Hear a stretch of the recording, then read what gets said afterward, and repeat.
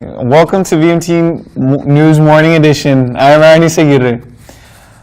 Mexico's president-elect has turned down an invitation to a Houston Astros game from general manager Jeff Lunau, saying he has prior commitments. In a tweet Wednesday, Andres Manuel Lopez Obrador said, "Baseball is one of my great passions." Lunau responded with, "Pretty cool that Mexico's president-elect is a huge baseball fan. We will get him to an Astros game at some point." Lunau made the invitation Wednesday in Spanish. Lopez Obrador replied, "I thank you for the invitation, and though I would like to attend, I have commitments to attend to in my country."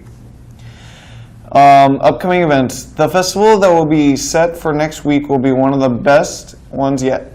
Every year we keep coming up with new things to add to the festival, and we will continue to add more as we experience what the people like and dislike. The Hispanic Festival happens once a year, so you don't want to miss out on this one. There will be dancing, music, art, photo shoots, and more. Laredo Mayor Pete Zients announced his running campaign for re-election on Tuesday, October 9th, 2018. This would be his second and final term as mayor. "We love our city, we love our community, we're committed. Our mission for a positive change is not over. I want to continue being our mayor so that I finish the job," says Zients. He claims that to be working closely with enforcement agencies to follow better, more comprehensive plans to better help serve the needs of the public. We'll be right back after this message.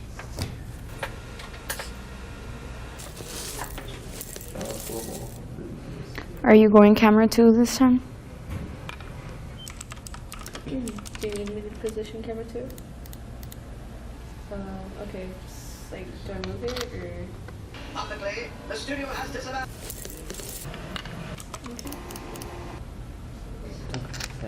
Within white communities.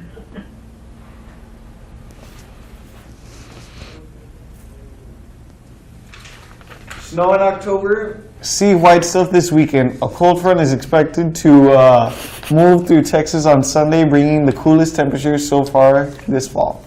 In Dallas-Fort Worth, which will come in the form of rain and a low dip into the upper 40s, but in Texas, Panhandle could be snow with lows in the lower 20s. Dillard, about 85 miles northwest of Amarillo, has a 70% chance of snow in the forecast Sunday. Then we'll be dropping to the 20% on Monday, according to the National Weather Service in Amarillo. I don't know what that says. Earlier this week, Hurricane Michael made landfall on the Panhandle of Florida and was rated a Category 4 storm, making it one of the most lethal storms to hit. As of late, 11 deaths have been recorded, and those who were injured have not been reported. Different counties affected have been deemed as inaccessible due to huge amounts of debris while trying to make the search to find those who may be in need of help. It has also been reported that more than 1 million of electricity customers are currently without access to power.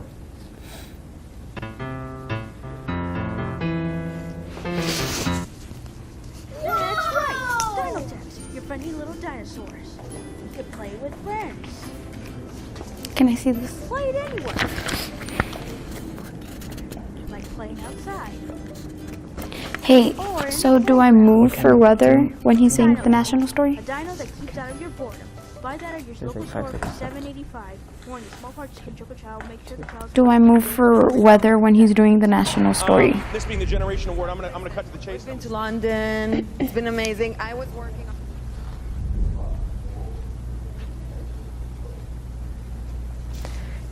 Thank you for joining us. Let's start talking about entertainment news. At the American Music Awards of 2018, the night's big winner is Taylor Swift. Swift spent the rest of the night winning awards including Tour of the Year, Album of the Year, and Artist of the Year. At the end, she made a point of amplifying her recent righteous political statements.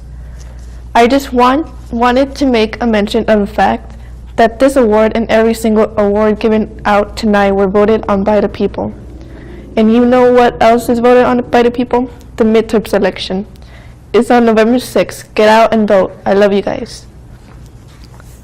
Yesterday, Vern Troyer, who played the role of Mini-Me in Austin Powers movie, has sadly passed away. Vern's death was a suicide, although the physical cause was alcohol intoxication. Vern has had a history of struggles with alcohol addiction, which he had been battling for years. He had fought and won many fights, but unfortunately it was too much. The newest movie, Venom, directed by Ruben Fleischer, Box Office Mojo has reported a PG-13 anti-superhero flick scored a more respectable $80 million, beating Gravity's $55.8 million opening as the biggest October weekend of all time. You should be extremely Most reviews have been positive, but one that grabbed everyone's attention was a comment about the ultimate ending, calling it a great movie, but didn't like the outcome. And what says, for better or worse, it doesn't seem like the kind of movie Venom fans have wanted. And to finish our entertainment segment today, a new series on Netflix called Next Gen has made its debut on September 7, 2018. Next Gen follows a rebellious young girl named May, who meets a high-tech combat robot called 7723 in a futuristic city of Greenland. The story of this unlikely friendship is a composite of ideas for a futuristic feature from writers/directors Kevin R. Adams and Joe Cassanders, and from ideas generated at Popular Rage Comics, Chinese multimedia company Baozo. Netflix paid $30 million for the rights, which may have been one of the biggest deals coming out of the festival. With footage, it's clear what the streaming company saw in the film. It looks bright, earnest, and full of jokes of Chris family-friendly film with pretty good computer animated visuals for a non-Disney/Pixar/DreamWorks production. And that is all news we have for this week. My name is Evelyn Perales.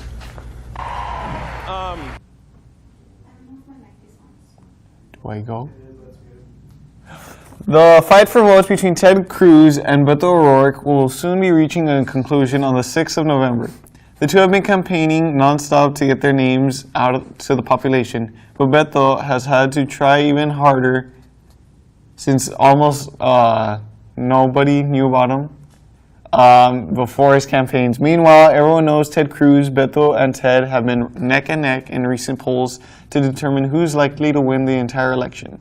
As of recently, Ted Cruz was polled to be ahead by 9 percentage points, the biggest lead he's had throughout his campaign.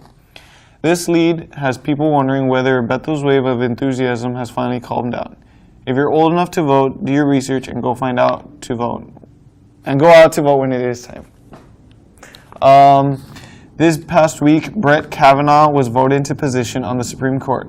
This came after a short FBI investigation had claimed he was guilty of sexual assault charges. Even though he is already in the judge's position, people believe that he hasn't gone through a thorough investigation. After it was revealed that only 3 people were interviewed, with such a short investigation, some citizens are showing their doubts in the FBI and Supreme Court systems. With such a controversial choice on the Supreme Court's part, can the nation have faith in their own justice system? And now for the weather.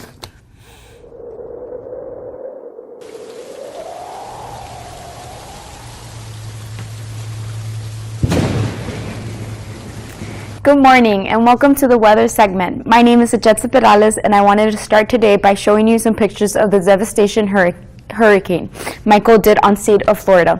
Up to this point, 11 people died and shelters are open for anyone who needs help. One of the hardest hit places was Mexico Beach. Keep updated with any details by tuning in to local weather stations, or you can also download the FEMA app to know more details of what is going on. Locally, in our 3-day forecast, today is a rather cool day. We are 76 degrees. Tomorrow, expect some showers and a really cool day. We will be in the 70s also. And to finish our weekend on Sunday, we have a high of 93 and a low of 71. So this weekend, it seems to be the last of the fall weather season because Monday morning, things will get a little bit colder. This is all for today. See you next time with more details of the weather.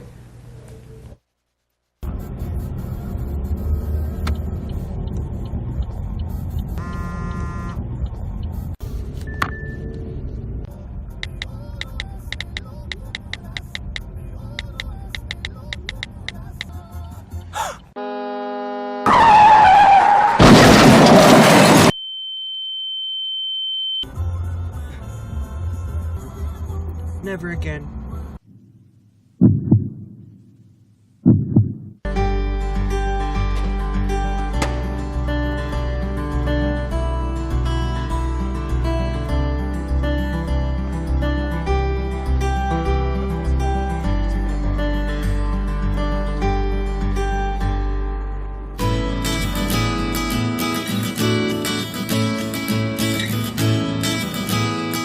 So, what do you think? Thank you.